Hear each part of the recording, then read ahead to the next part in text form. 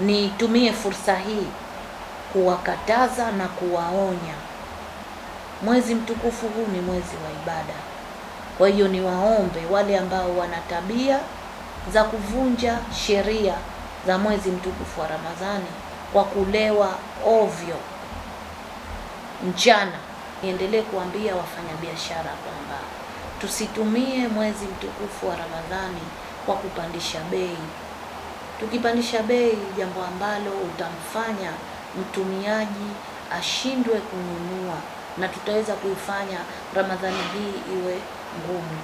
Sisi wafanyabiashara tunataka tupunguze bei kiasi ambacho wananchi wetu waneemeke na sisi tupate fadhila za mwezi wa Ramadhani mtukufu, na tunaisifu serikali kwa kujua kama huu ni mwezi mtukufu wa Ramadhani, kuwahimiza wafanyabiashara wapunguze bei ili wananchi waneemeke.